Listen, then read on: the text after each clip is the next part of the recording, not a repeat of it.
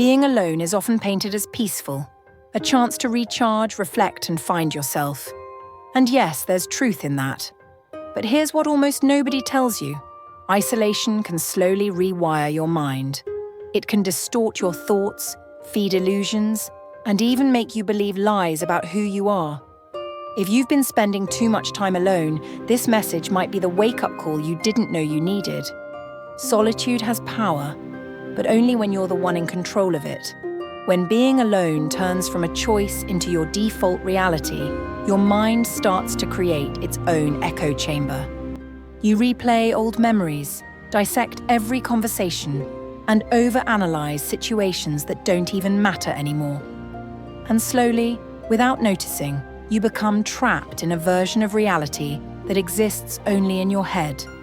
This is where the dark side begins. The spiritual path teaches us that the mind is both a tool and a trickster. Alone, without external balance, your inner voice can either guide you toward truth or pull you into illusions. Carl Jung once said, "Who looks outside, dreams. Who looks inside, awakes." But if you're looking inside with no light, no guidance, you're not awakening. You're just wandering in the dark. And here's the dangerous part. The longer you stay in that darkness, the more it feels like home. You start mistaking your own fears, insecurities, and doubts for reality. This is why so many people end up feeling stuck, even though from the outside it looks like they've found peace.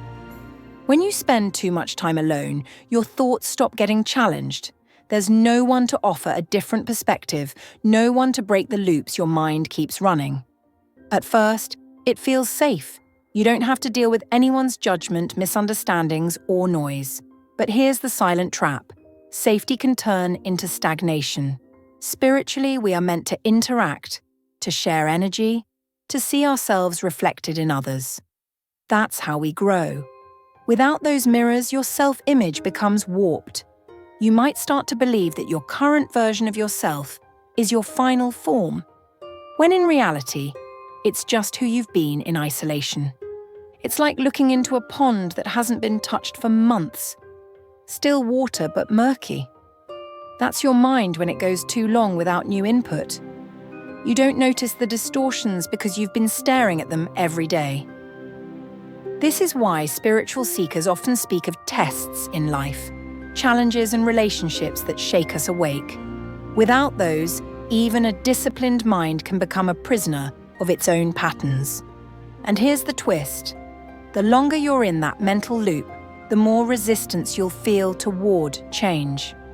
Your comfort zone becomes a fortress, and anything outside of it feels threatening. That's how solitude can quietly shift from healing to harmful. That illusion of control is one of the most seductive parts of being alone. When you're isolated, you get to choose everything. What you see, what you hear, what you do. No unexpected opinions, no interruptions, no conflicting energies. It feels like freedom, but in truth, it's a carefully curated bubble. And here's the problem. Reality doesn't work that way. The universe doesn't bend itself around our preferences. Life will always throw the unexpected at you. People who disagree, situations you can't control, energies that test your patience or humility. When you've been alone too long, those moments start to feel overwhelming, even unbearable, because your mind has grown used to full control. This is why some people who isolate themselves eventually find the outside world too much. It's not that the world has changed, it's that they've removed themselves from its rhythm. Spiritually speaking, that rhythm is vital. It's the push and pull of energies, the unexpected encounters, the friction that polishes you into who you're meant to become. Without it, you're like a blade that never meets the sharpening stone, untouched, but dull.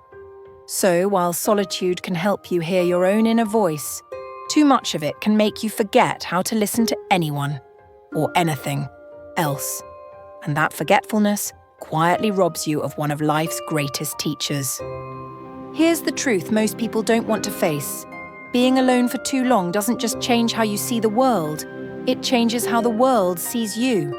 The energy you put out when you're isolated becomes closed. People can feel it even if they can't explain it. They might say you seem distant or hard to reach. Opportunities pass you by not because you're unworthy, but because your energy tells life, "I'm fine staying in my corner." And that's the hidden danger. Life listens. The more you send that signal, the less it knocks on your door. Friendships fade. Serendipity stops showing up.